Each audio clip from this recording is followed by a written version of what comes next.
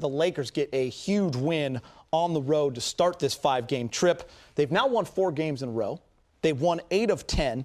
By the way, the Bulls were like plus 33 from the three-point line, but it didn't matter. The Lakers get the stops down the stretch and clutch performances at the end by Julius with that and one and Ingram. Oh, are you gonna? Fish. We got the fish clap. There you go. See how he rolls the.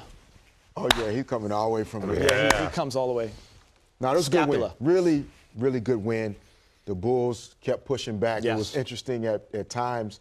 It looked like 2 young teams that are still trying to figure out how to win. Some bad possessions mixed in there, but the Lakers just kept finding ways to make the timely plays when they needed to, in particular the stops, which is really the key down the stretch. Good to start this road trip off this way. You know, we'll ask Julius about this and maybe Ingram when Trudell talks soon, but we're going to talk to Julius, I think, later. There was a stretch there where the Lakers were 6 minutes and 2 seconds from the 10:30 mark to the 4:30 mark where they didn't get a field goal. And in that time, they're only 3 for 6 from the free throw line. But, James, I think a couple years ago, there's a panic that probably sets in. This team still hung their hat on the defensive end and then found ways to score when it really counted. So they didn't let this game get away because it would have been a tough loss. Yeah, I think they've learned from maybe last year or some previous losses that, you know, there was a lot of little battles in this game. That, you know, we use that cliche all the time. You got to win the little battles. I mean, there's battles, but you got to win the war. So, you know, Chicago made their run. It wasn't a pretty game. It's kind of sloppy a little bit, but the defense held up. I mean, Chicago shot well from the 3, but the Lakers' initial defense was pretty solid. I like some of the role players in critical moments, a steal here, a deflection here, when Chicago was right there about to, you know, come back on them. Hart, a deflection, a steal, Larry Nance. So, yeah, they're starting to believe in themselves down the stretch, and they're not panicking as much. So I like to see. So is it more fun, less fun, or just the same when you win a game against your brother? Oh, it's pretty great. Is it true that you guys don't talk much during the game? I didn't say a word to him. So it's strictly once the game starts, it's just game on. Yeah. It's like any other game. I did, yeah. I was at his place. We just hung out. My nieces were there, so I saw them more than him.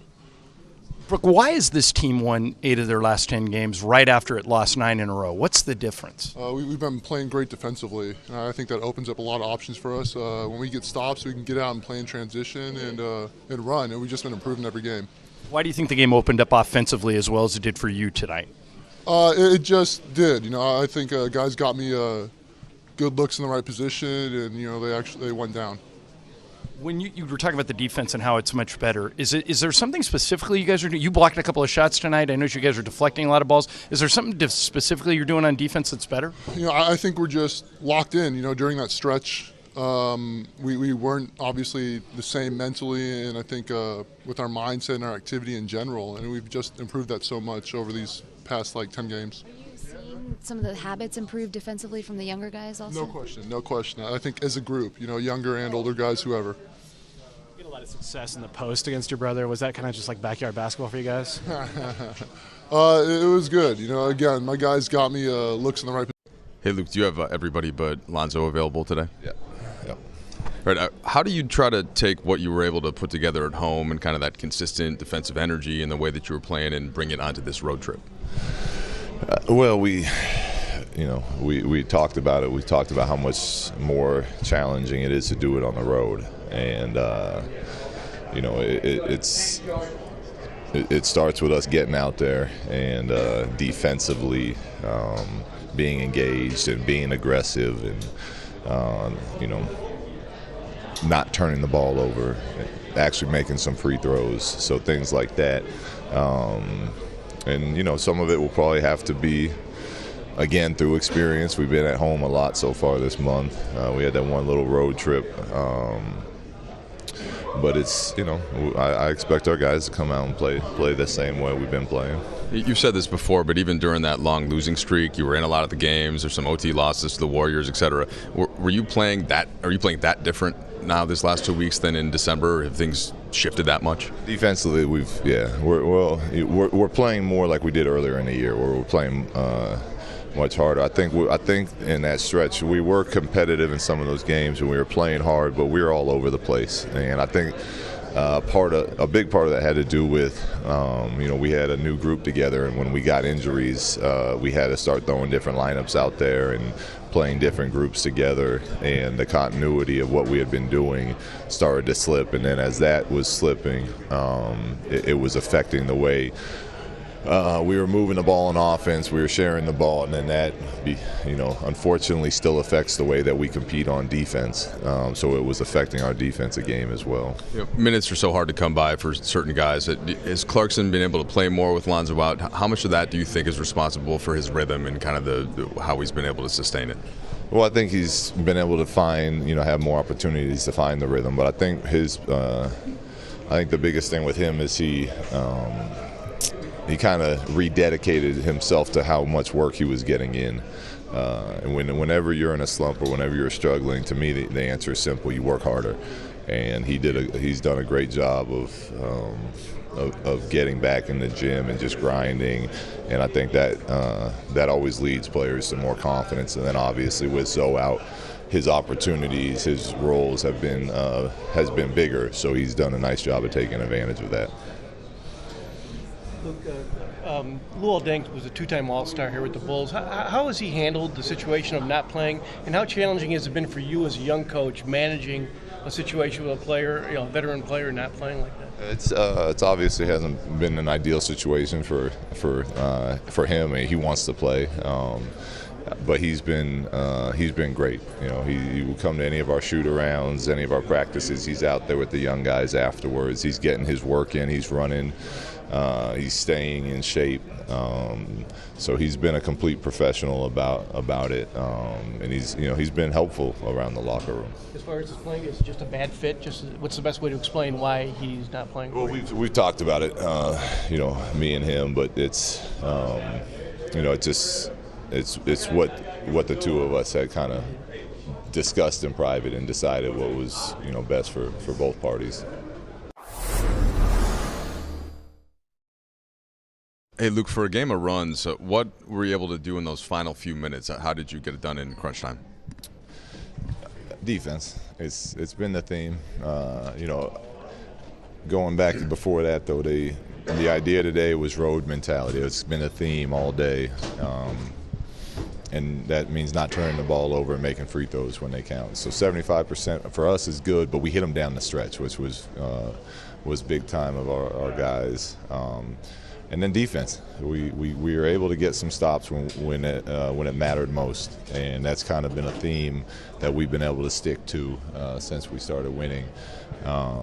In whatever the stretch has been, but it's why we emphasize it, and it's why we're getting wins right now, is on that end of the floor.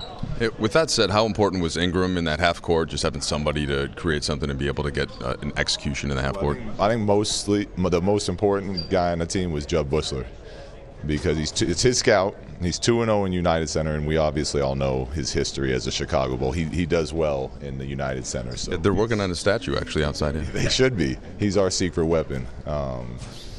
But no, Brandon was big down the stretch with those. He seemed to get a little more aggressive. Earlier in the game, we were trying to let him run some point, and he kept turning his back, and kind of he got Justin Holiday took it from him one time, but down the stretch he really asserted himself, which is what we want to see. And it's not always the score, but it's just being more aggressive as far as attacking the defense, especially when they're going to pick him up that far from the basket. He's too talented to let that happen. But there was times out there that we,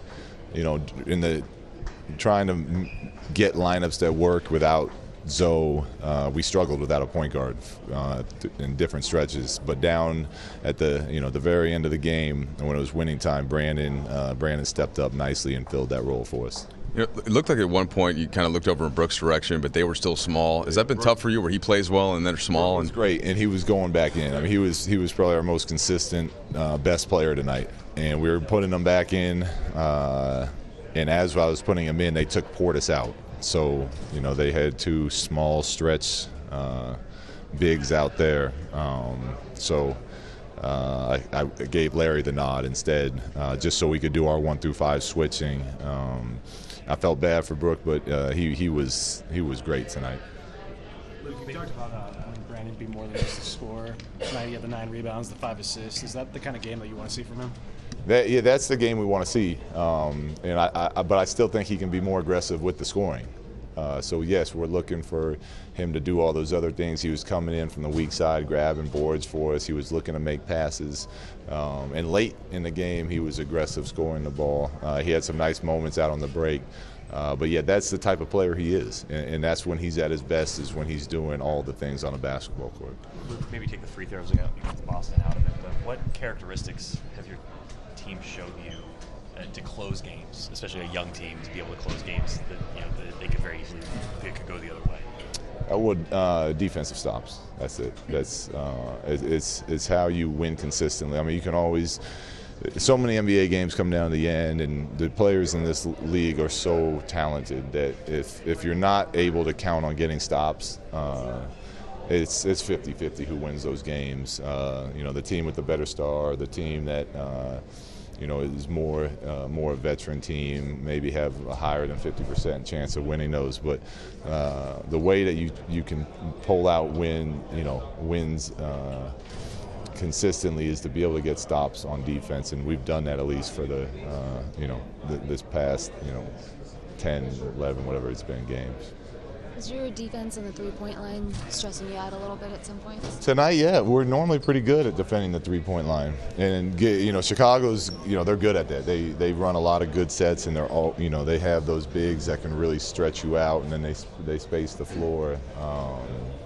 And they made us, every time we made a mistake, they made us pay by knocking them down. I mean, it's not often that a team hits 17 threes and we hit 5 and we find a way to win. But our three-point defense has been pretty darn good all year, so I can't complain about it. Tonight it was frustrating, but our guys still found a way to stick together and pull out a win.